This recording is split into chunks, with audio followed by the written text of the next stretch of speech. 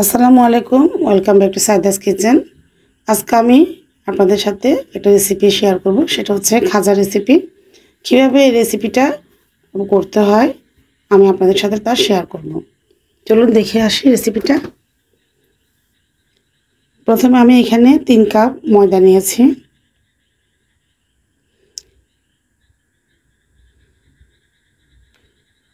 তিন কাপ ময়দা নেওয়ার পরে এখন আমি স্বাদ মতো লবণ দিয়ে দিচ্ছি। আমরা পরোটার জন্য যে ডোটা করি সেভাবে ডোটা করতে হবে। আর একটু তেল দিয়ে দিচ্ছি। তেলটা দেওয়ার পরে প্রথমে আমি ময়দাগুলোকে হাত দিয়ে প্রথমে একসাথে সব মিশিয়ে নেব। মেশানো হয়ে গেলে এখন আমি কুসুম গরম পানি দিয়ে দিব। একসাথে সব দিব না, আস্তে আস্তে করে অল্প অল্প করে দেব। অল্প অল্প করে দিয়ে একটা ডো তৈরি করে নেব। ঠিক পরোটা যেমন ডো করে আমরা ঠিক সেভাবে ডোটা করে নিতে হবে। একেবারে পানিটা দেওয়া যাবে না, আস্তে আস্তে দিয়ে। দেখতেই পাচ্ছেন আমি একটা সফট একটা ডো করে নিয়েছি। আর একটু উপরে তেল মাখিয়ে নিচ্ছি। মাখিয়ে এখন আমি এটাকে 10 মিনিটের জন্য রেস্টে দিয়ে দিচ্ছি।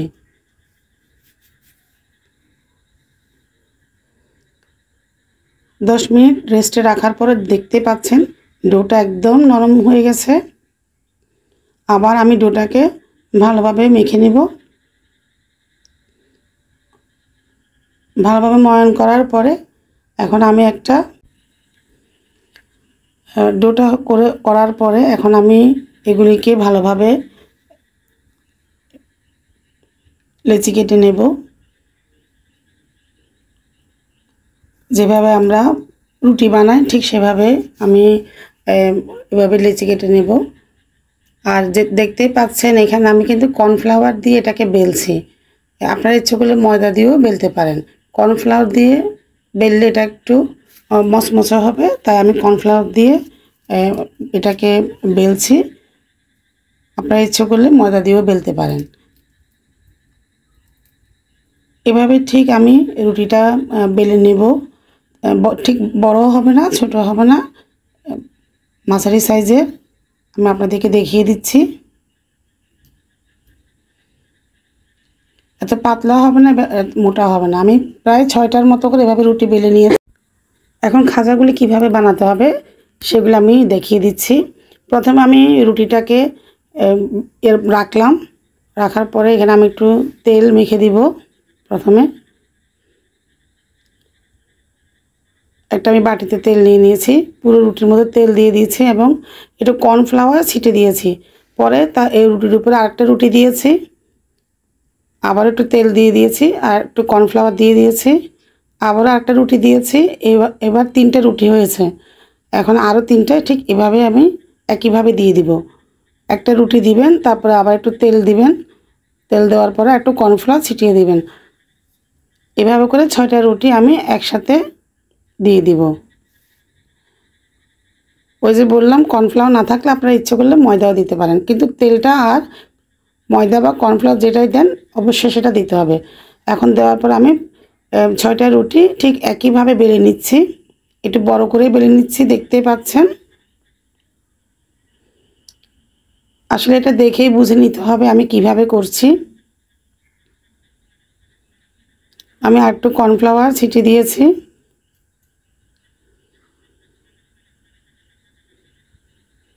সবগুলি রুটি যেন এক সমান হয় সেদিকে একটু খেয়াল রাখতে হবে। আর সমানভাবে চারপাশে একটু বেলে নিতে হবে। এখন আমি রুটিগুলিকে একসাথে একইভাবে বেলে একটু বড় করে নিয়েছি। আস্তে করে এখন আমি এক পাশ থেকে এটা ঘুরিয়ে রোল করে নিব। আস্তে আস্তে করে এটাকে ঘুরিয়ে রোল করে নিতে হবে। আর যেটা দেখতে পাচ্ছেন একটু সাইডে খালি আছে, এটাকে আমি পানি দিয়ে একটু টেপ করে দিব যাতে খুলে না আসে। ভালোভাবে টেপ করতে হবে যাতে খুলে না যায়। আর এখন ছুরি দিয়ে আমি খাজার জন্য লেচিগুলি কেটে নিচ্ছি। একটু ভিডিওতে দেখলে আপনারা বুঝতে পারবেন কিভাবে কাটছি। এখানে আমি 6টা রুটি একসাথে দিয়ে তারপরে একসাথে কাটছি। আর দেখতে পাচ্ছেন এটা পরতে পরতে কাটা হচ্ছে।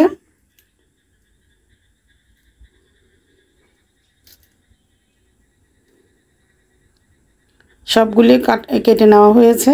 এখন আমি আপনাদেরকে দেখিয়ে দিচ্ছি খাজাটা কিভাবে বেলতে হবে। দেখতেই পাচ্ছেন সব স্টেপ বাই স্টেপ একদম দেখা যাচ্ছে। 6টা রুটি একসাথে বেলে আমি এভাবে ভাঁজ করে নিয়েছি। আর খাজাটাকে আমি এখন লম্বালম্বিভাবে একটু বেলে নিব। এটা আপনাদের ইচ্ছে অনুযায়ী, আপনারা ইচ্ছে করলে, খাঁচাটা তো আসলে একটু লম্বাটে হয়, তাই আমি একটু লম্বা করে বেলে নিয়েছি। এত খাটো করতে যাবেন না, তো দেখতে ভালো লাগবে না। এখন আমি প্যানে চলে গেলাম, পরিমাণ মতো তেল দিয়ে দিলাম। পরিমাণ মতো তেল দেওয়ার পরে তেলটা গরম হয়ে আসলে আমি খাঁচাগুলো ছেড়ে দিচ্ছি তেলের মধ্যে। বেশি আঁচ দিতে যাবেন না, তাহলে ভিতর থেকে কুক হবে না কখনোই। তাই অল্প আঁচে ভাজবেন। ভাজার সময় খেয়াল রাখতে হবে যেন চারপাশ থেকে এটা ভাজা হয়।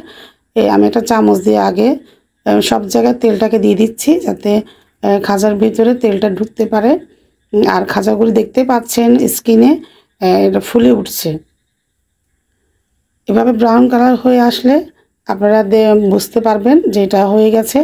এটা খেতে যেমন সুস্বাদু, তেমনি খুবই মচমচে হয়। এভাবে করলে বিকেলে নাস্তা হিসাবে আপনারা এটা খেতে পারেন। ভাজা পরে দেখতে পাচ্ছেন ঠিক ভাজগুলি ঠিক আমার একইভাবে রয়েছে। আমার ভিডিওটি ভালো লাগলে অবশ্যই আমার পেজে লাইক দিবেন এবং কমেন্ট করবেন। আর ইউটিউব চ্যানেলকে অবশ্যই সাবস্ক্রাইব করবেন এবং ফলো করে দিবেন। একটা আমি ভেঙে আপনাদেরকে দেখাচ্ছি, অনেক সুন্দর হয়েছে। সবাই এটা বাসায় করে ট্রাই করবেন। একটা ভেঙে আপনাদেরকে দেখাচ্ছি এটা কতটা ক্রিস্পি হয়েছে, আর দেখতে অনেক সুন্দর লাগছে।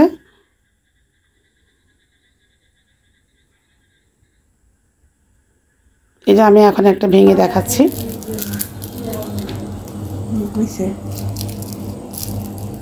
আজ এই পর্যন্ত। সামনে আরও ভিডিও নিয়ে আপনাদের সামনে উপস্থিত হব। আল্লাহ হাফেজ।